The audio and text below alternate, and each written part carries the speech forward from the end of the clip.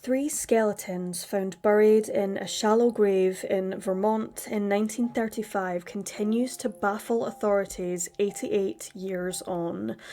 All three had suffered gunshot wounds to their skulls, and DNA determined that at least two of the victims were related. But despite authorities using all of the tools at their disposal to solve this case, the trio and their killer remain unidentified.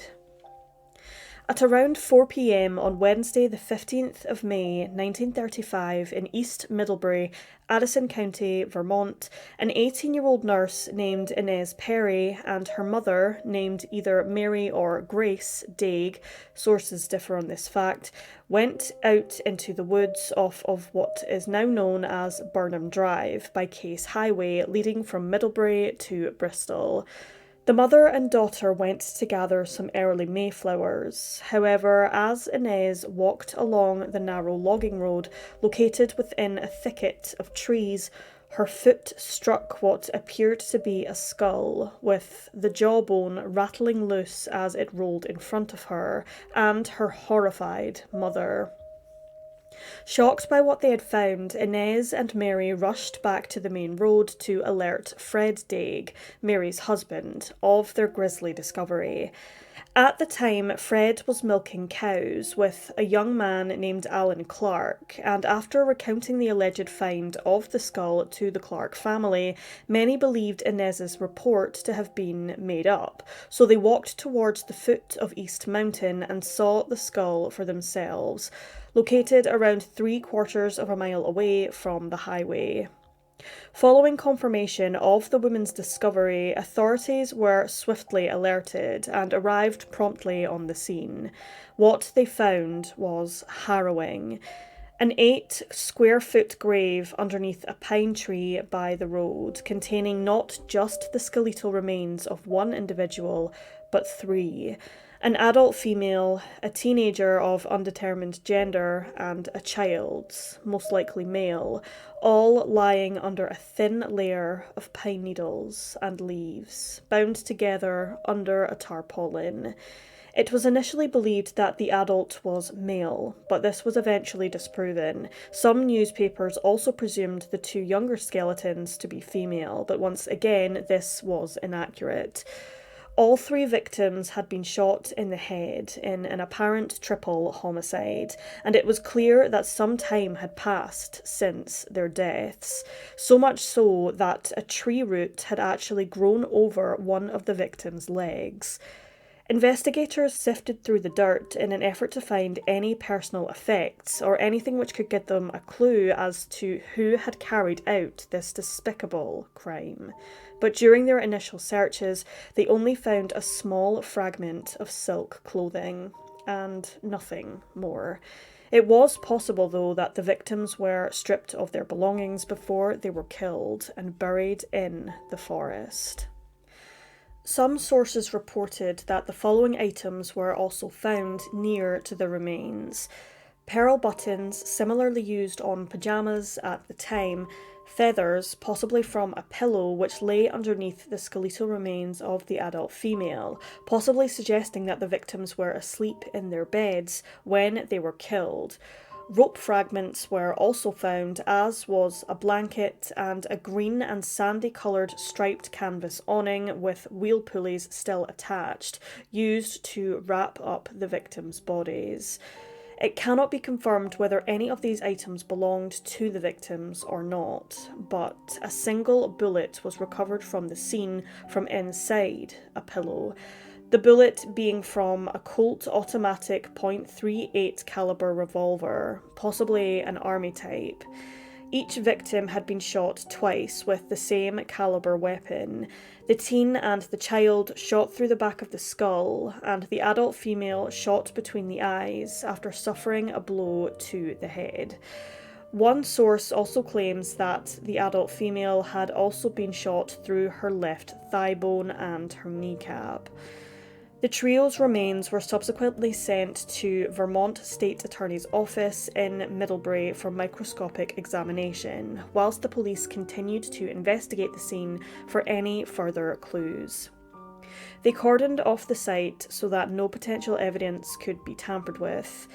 According to one source, some matted golden curly hairs were found beneath one of the skulls, as were some short black hairs and fine auburn hairs, presumably belonging to a child. Although it has not been publicly confirmed, it is believed that the hairs found may have belonged to all 3 of the victims. Also in the shallow grave in the forest, a child's teeth and vertebrae were found. Back at the medical examiner's office, DNA confirmed that the teenager found by East Mountain was indeed the biological child of the adult female found alongside them. But despite the DNA sample being labelled as insufficient for profiling, investigators were able to determine this. But unfortunately, they couldn't determine whether the younger child was related to the other 2, though it is deemed very likely in this case. As the investigation continued, authorities searched through missing persons reports in Vermont, but nobody had reported a family of 3 missing, nor were there any singular reports which matched the 3 bodies which were found. This led investigators to believe that the trio may have been killed elsewhere before their bodies were dumped at the site. It's possible that the victims were from a completely different state, or even another country, possibly even Canada. A number of inquiries were pursued in an effort to identify the deceased, including tracing a New Jersey family who had not been heard from for several years. They had been oddly absent from their holiday cottage located by Lake Dunmore. The resort owner grew increasingly concerned, as the father was actually an instructor at numerous boys' camps within the vicinity, and they hadn't heard from him in quite some time. Also, quite interestingly, one of the children from this missing family had an expensive dental brace similar to one of the victims found in Addison County, but unfortunately authorities' efforts to identify all 3 victims proved to be unsuccessful. The family from New Jersey were eventually traced safe and well, although a second family, the Goldens from Milton, Vermont, were also considered to possibly be the Addison County 3, as they almost exactly matched the descriptions of the homicide victims, and they'd been missing since 1923. But again, this lead was proven to be unsuccessful. They were living in Connecticut, having started their lives anew. At this time, newspapers also reported that investigators were keen to trace a car with Indiana license plates in relation to the crime. The unknown stranger driving this car allegedly followed police in Middlebury over the course of a few days during their initial investigations into the 3 Addison Doe's deaths, but whether they actually found and questioned this individual is unknown. Quite interestingly, it came to light that a pile of birch logs were located right where the skull was found, logs which had been placed there around 3 years prior in 1932. But it is odd that if the bodies had been placed there prior to the logs being laid, that they were left unnoticed.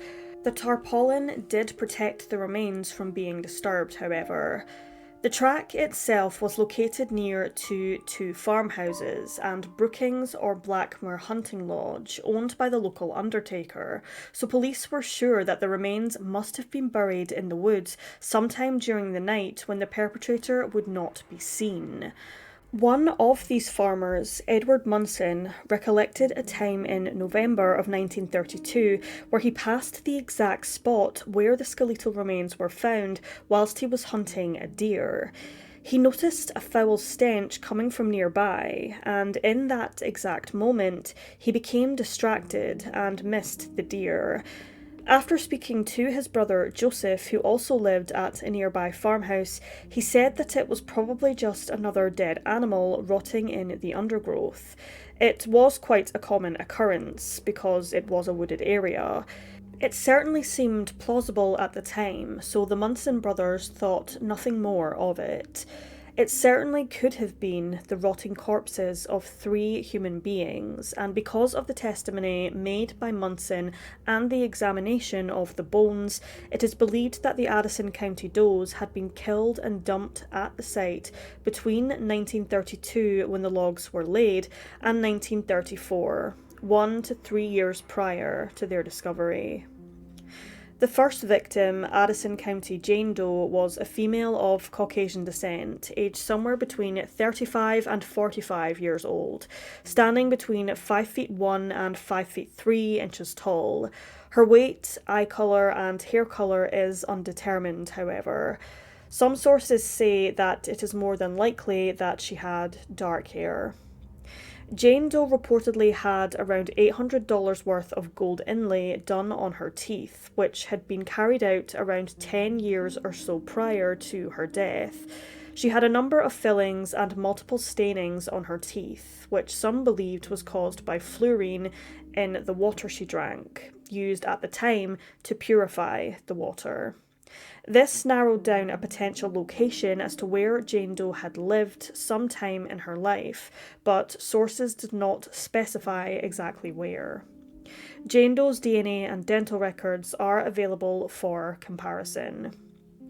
The second victim, Addison County Doe, was also of Caucasian origins, but of undetermined gender. They were aged between 13 and 15 years old and stood between 4 feet 10 and 5 feet tall.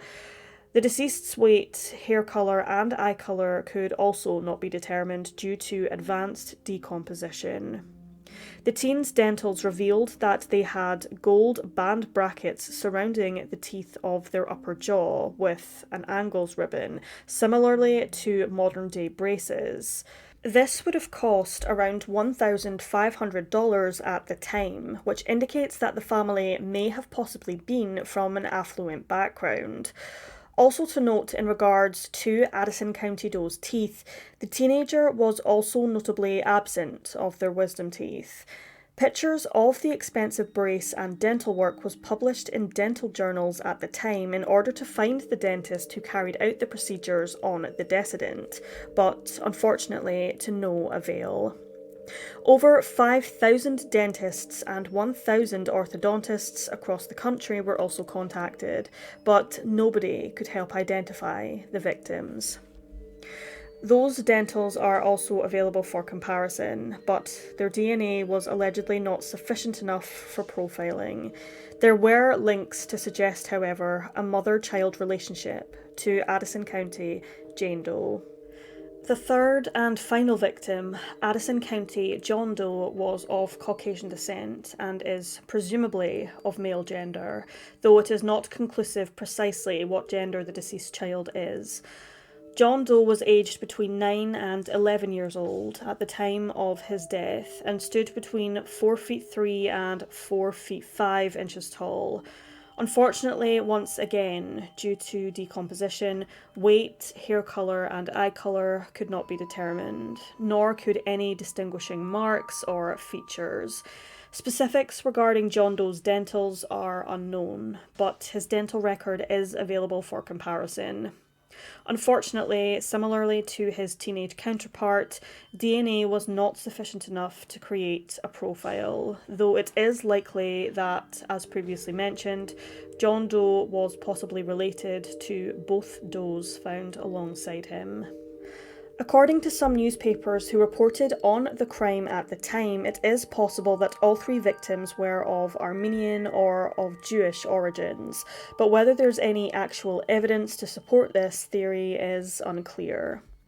Because of the type of revolver used in this crime and the expensive dental work carried out, it is possible that the work was actually done by an army dentist, and it's even possible that the victims could have been family of an army officer, authorities leaning towards somebody possibly stationed in Long Island.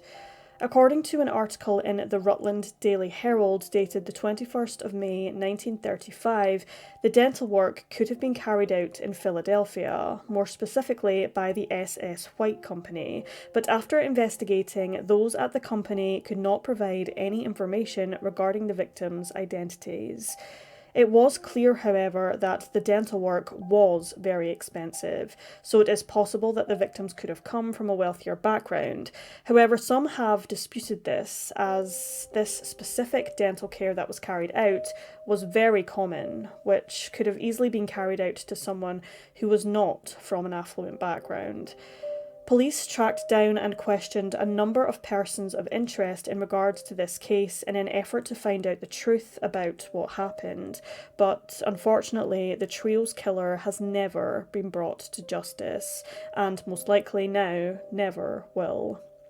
Following a number of dead ends in this case, the National Center for Missing and Exploited Children, alongside the New York Academy of Art, reconstructed 2 of the 3 victims in 2015, the adult female and the young child, in an effort to identify the 3 victims.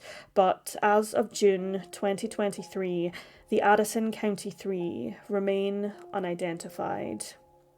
On May 15th of 2015 at 4:30 p.m, the exact date and time the trio were discovered 80 years prior, the Addison County 3 were buried in Prospect Cemetery in East Middlebury, with their gravestones simply reading, "3 souls known only to God."